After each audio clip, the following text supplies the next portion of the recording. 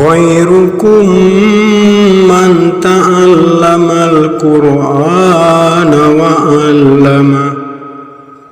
Sebaik-baik di antara kalian adalah orang yang belajar Al-Quran dan mengajarkan Al-Quran. Assalamualaikum warahmatullahi wabarakatuh. Sahabat Hikmah Hijrah yang dimuliakan Allah, semoga rahmat Allah selalu tercurah pada kita semua. Di video kali ini, kita akan berbagi atau sharing tentang 5 cara meraih keutamaan sholat. Seperti biasa, sebelum kita mulai, jangan lupa tekan tombol subscribe-nya agar kita bisa terus berbagi, saling menasehati dalam kebenaran dan dalam kesabaran. Sahabat Hikmah Hijrah yang dimuliakan Allah, salah satu perintah Allah Subhanahu wa Ta'ala yang menjadi kewajiban kita sebagai seorang Muslim adalah mendirikan sholat.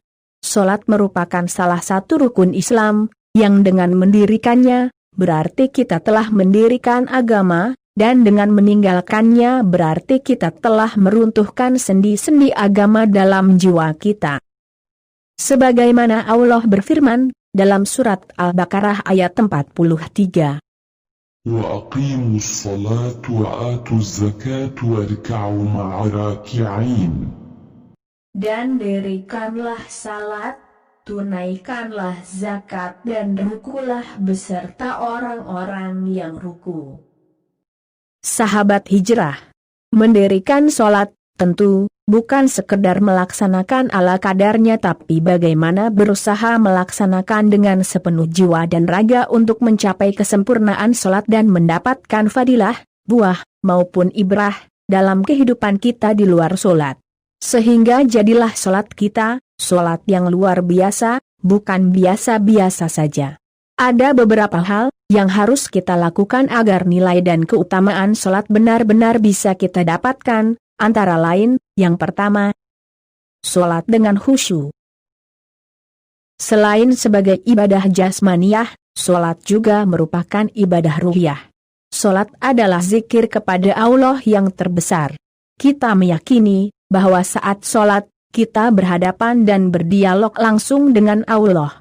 Oleh karena itu, kita harus berusaha mengondisikan jasmani, ruh, dan hati kita agar bisa bercengkrama secara baik dan maksimal bersama Allah. Dengan sikap batin seperti ini, atsar atau buah sholat yang antara lain mampu memberi ketenangan jiwa dan mencegah diri dari perilaku fahsya dan munkar serta mewujudkan pribadi mukmin mempesona, akan bisa kita raih. Allah berfirman, Kamu lihat mereka ruku dan sujud, mencari karunia Allah dan keridaannya, tanda-tanda mereka tampak pada muka mereka dari bekas sujud. Quran Surat Al-Fat ayat 29. Yang kedua, sholat di awal waktu. Allah berfirman dalam surat An-Nisa ayat 103. Salat itu adalah kewajiban yang ditentukan waktunya atas orang-orang yang beriman. Quran Surat An-Nisa ayat 103. Sholat di awal waktu merupakan salah satu amalan yang paling dicintai Allah Subhanahu wa Ta'ala. Rasulullah pun bersabda dalam sebuah hadis riwayat Ummu Farwah, ketika ditanya tentang amalan yang paling utama, beliau bersabda, yaitu sholat di awal waktu. Hadis riwayat Abu Dawud dan disahihkan oleh Syekh Al-Albani. Sholat di awal waktu menunjukkan tingkat keimanan, ketakwaan, dan kecintaan seorang hamba kepada Allah Subhanahu wa Ta'ala. Hal ini juga menunjukkan keinginan kita untuk segera diampuni dosa-dosa yang terus-menerus kita lakukan setiap hari, karena di antara manfaat sholat adalah sebagai pembersih dosa dan sarana untuk masuk surganya Allah Subhanahu wa Ta'ala. Rasulullah bersabda, apa pendapat kalian jika di depan pintu rumah salah seorang di antara kalian terdapat sungai, yang ia mandi di sungai tersebut 5 kali sehari, apakah tersisa kotoran di tubuhnya? Para sahabat menjawab, tidak tersisa kotoran sedikit pun. Kemudian Rasul bersabda, yang demikian itu seumpama sholat 5 waktu yang Allah menghapuskan dosa-dosa dengannya. Hadis riwayat muttafaqun alaih.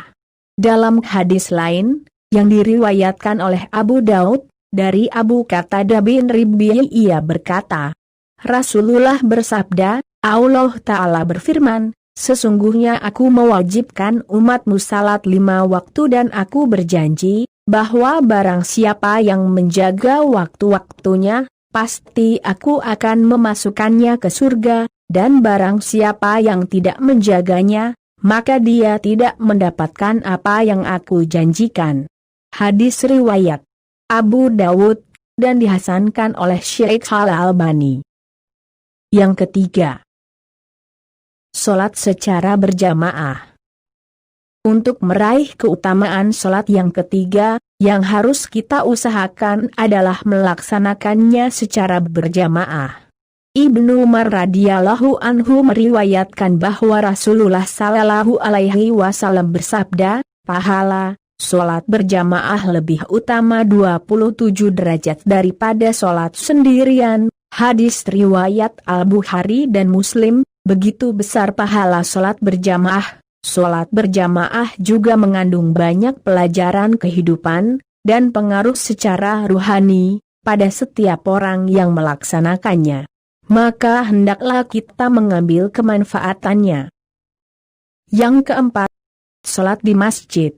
Sholat di masjid terutama bagi kaum laki-laki merupakan amalan yang sangat ditekankan oleh Rasulullah Shallallahu Alaihi Wasallam. Sabda Rasulullah tercinta, jika seseorang berwudu lalu menyempurnakan wudunya, lalu keluar menuju masjid dengan niat semata-mata untuk mengerjakan sholat, maka setiap langkah kaki yang diayunkan akan dibalas dengan diangkat derajatnya dan dihapus kesalahannya. Jika ia mengerjakan sholat, maka malaikat senantiasa berdoa, memohonkan rahmat untuknya selagi ia berada di dalam masjid itu dalam keadaan suci, seraya berkata, Ya Allah berilah rahmat kepadanya, Ya Allah sayangilah ia. Dan ia senantiasa dicatat dalam keadaan sholat selama ia menunggu pelaksanaan salat fardu berikutnya. Hadis riwayat Al-Bukhari dan Muslim. Sholat di masjid juga menunjukkan kecintaan kita pada masjid. Hal ini akan menjadi salah satu wasilah diberikannya naungan Allah kepada kita saat tiada naungan di hari akhir nanti. Yang kelima, sempurnakan dengan sholat-sholat sunnah. Cara kelima agar sholat kita mendapatkan keutamaan dan kesempurnaan adalah dengan melaksanakan sholat-sholat sunnah di samping sholat fardu. Apakah kita yakin sholat fardu kita sempurna dan pasti diterima Allah Subhanahu wa Ta'ala? Jika kita meyakini masih banyak kekurangannya, maka melaksanakan sholat sunnah menjadi jalan untuk menambal kekurangan dalam sholat fardu kita. Abu Hurairah radhiyallahu anhu meriwayatkan bahwa Rasulullah sallallahu alaihi wasallam bersabda, sesungguhnya amal ibadah manusia yang pertama kali dihisab adalah sholat. Allah berfirman kepada para malaikatnya, meski dia maha mengetahui, lihatlah salat hambaku, apakah ia melakukannya dengan sempurna atau tidak sempurna. Jika terdapat sedikit kekurangan, Allah berfirman, lihatlah apakah hambaku melakukan salat tatawu, sunnah? Jika ia melakukan salat tatawu, Allah berfirman, sempurnakanlah salat fardunya dengan salat tatawunya. Kemudian semua amal ibadah dihisab dengan cara demikian. Hadis riwayat Abu Dawud, Ibnu Majah dan At-Darimi. Selain itu salat sunnah yang dianjurkan di rumah akan memberi kebaikan dan cahaya yang menerangi rumah kita. Rasulullah bersabda, apabila seseorang dari kalian telah mengerjakan salat di masjid, berikanlah kepada rumahnya bagian dari salatnya, dengan salat sunnah. Hal itu karena Allah menjadikan kebaikan di rumahnya lantaran ia mengerjakan salat di dalamnya. Hadis riwayat Muslim, Ibnu Majah dan Ahmad. Rasulullah juga bersabda, salat tatawwu, sunnah, seseorang di rumahnya merupakan cahaya. Barang siapa menginginkan, hendaknya ia menerangi rumahnya, dengan mengerjakan salat sunnah di dalamnya. Hadis riwayat Ahmad. Demikianlah di antara sebagian ikhtiar yang harus kita lakukan agar salat kita menjadi luar biasa, memberi kemanfaatan, melimpah pahala dan pengaruh positif dalam kehidupan kita.